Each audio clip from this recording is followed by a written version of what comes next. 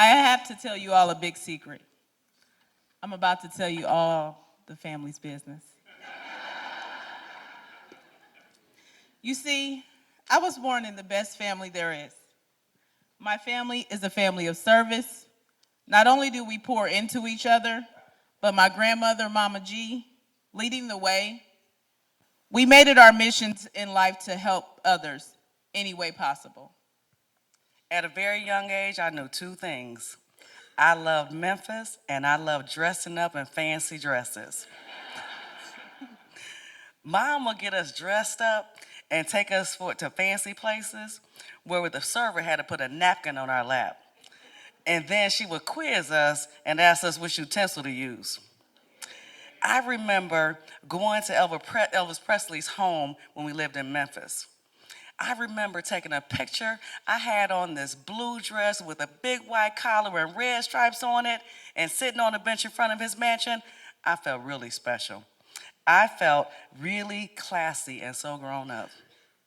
I grew up in Texas, the second born of 6 kids by Lizzie and Earl. I have 3 girls and 1 son. Before moving to Illinois, we lived in Memphis. Memphis was a good place to live, but I decided that I wanted to be closer to my family in Illinois. So I moved to Peoria with my sister Carol. Mom took us for car rides all the time.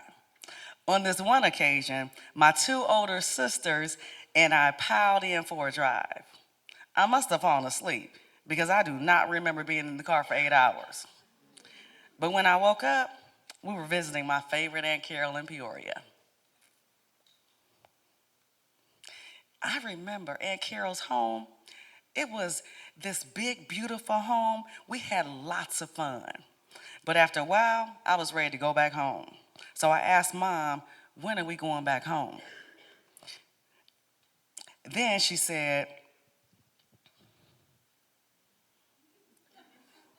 We're not going back home. This is our new home. no longer did we have our own space like we had in Memphis. In our new house, there were rules, and we had to be quiet. We had to stay in the upstairs attic. We used to each have our own bed, but at our new home, we all slept in the same bed, but Mom slept on the couch next to us. I hadn't started school yet, so I was pretty excited to be able to start school with my sisters. It was a hard transition, but I knew the girls would understand one day that I had to make the best decision for me and for my kids. I started working at Caterpillar on second shift, so Bernice, Beverly, and Bobby would be on their own. I always taught them to look out for each other. I trusted they would do their homework, take care of the house, bathe, and get to bed on time. We would come home from school, and my oldest sister would say, let's play school. And we actually did it. She would always say, I'll be the teacher. And she even gave us recess time after she made sure our homework was right. But she knew we had to get A's and B's, and we knew it too, so anything else was unacceptable. Then it would be time to open up the store. We ran our own business. Mom didn't know it. We take our allowance and we went to the penny candy store. This is how it works. So we would sell this candy out the dining room window. So we had a drive-through before a drive-through was a thing. Bobby was in charge of picking out the candy. Bev counted the money, and I got to pass it out. Sometimes Bobby even had to go back to the store because we sold out. So needless to say, our house was the hangout for all the kids in the neighborhood. Mom cooked dinner for all the kids in the neighborhood anyway. She figured they're gonna come over our house. She just didn't know exactly why they were coming over our house, but they may as well have something to eat. One thing we knew is that Mom got home at 10:18. 1018.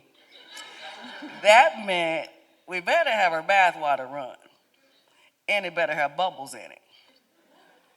So when she would get home, we had timed it just right. At 9:25, we ran around the house, double checked to make sure everybody's chores were done, made sure that bath water was warm and hot with bubbles. And then when she pulled up, we jumped in the bed and acted like we were asleep. I just found out about the candy business. I don't know if I'm shocked or if I am proud. But they worked together, got good grades, and looked out for each other. Years later, I took a job in Oran, Missouri. The girls were happy, and I didn't want to uproot them. So I took my son, who was younger, and they stayed in Peoria. Bernice was about done with high school, and the other two was already out of school and working. A few months later, I got this letter. Senior year, the home stretch. I lived with my sisters. I was ready to graduate, and I found out I was pregnant. We didn't have cell phones back then, so I wrote Mom a letter. I couldn't even write the whole word out. I just put capital P, capital R, capital E, capital G, and I stopped right there. I was scared, but Mom was super supportive. Bobby and Bev helped me so much. Mom encouraged me to not give up on my chances to go to college. She told me to apply to SIU in Carbondale, and she would help me out with my baby.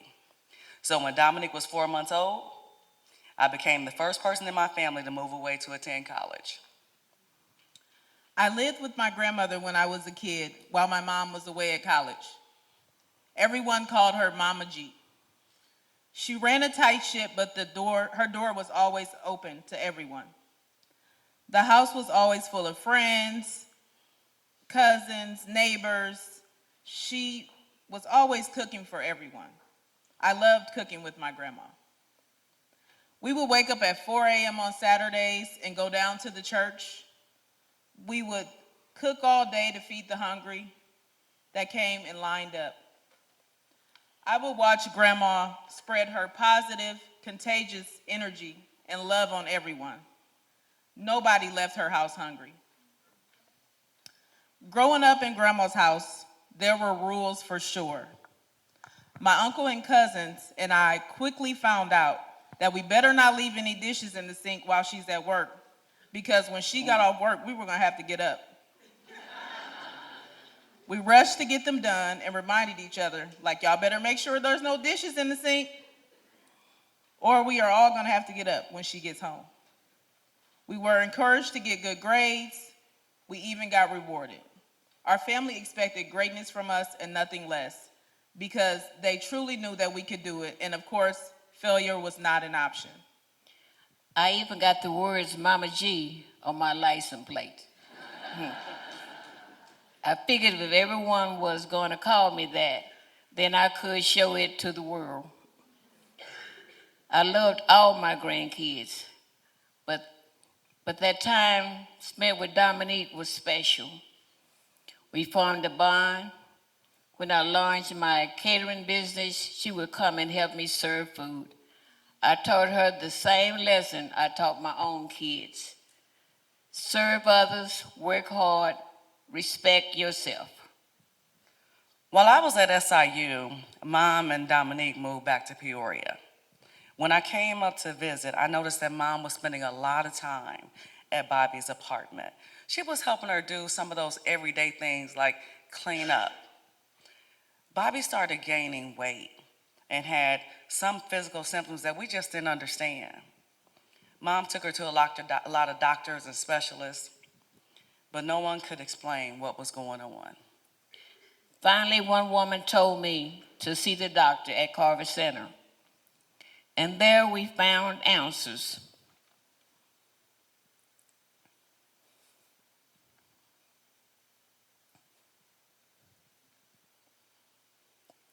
Bobby had lupus. Bobby was in and out of the hospital for a while. This went on for years. She would get better for a while, and then the symptoms would come back. Then one day, the doctor asked to see me by myself. That's when he told me she had about 6 months to live. After about 9 months, she started to get sick, really sick. I prayed and prayed, but it was her time to go. I was so angry at the Lord that he did not hear my prayers. Then I had to tell the kids. From that point on, we lived our lives asking, what would Bobby do? Bobby always had fun and never complained. She loved helping others. And had a way with the older folks. This is the way I seen it. I could have pictured her like being a hairstylist for people over the age of 65. Mama G always taught us to never look down on anybody. She said, wealth is measured by what's in your heart, not what's in your pocket. That was pretty profound, and so I learned to look out for other people. I learned the importance of independence, the importance of understanding that life is bigger than me. So I try to pass those lessons on to my daughter. We would volunteer together and bring cars to the children in the hospital. Mom would even visit patients that she didn't even know. I joined the lupus support group and became the vice president of the board. We tried to take the pain of losing Bobby and turn it into good in the world. Dominique, you take after your Aunt Bobby in a lot of ways. She was always more frugal than your mom. She could stretch $1. You have her sensible ways. Yes, I know. Always knew my mom was the bougie one in the family. I could go shopping with $100 and find 10 things. She would take the same $100 and buy one expensive thing. I prefer to think of it as quality over quantity. It's bougie. I worked hard. I earned it. I finished my degree in speech communications. I started out as a residential counselor. I launched a nonprofit that takes the village of Peoria. We give away food, clothing, school supplies, toiletries, prom dresses, furniture, you name it. And it definitely wasn't easy finishing my PhD while working 5 jobs.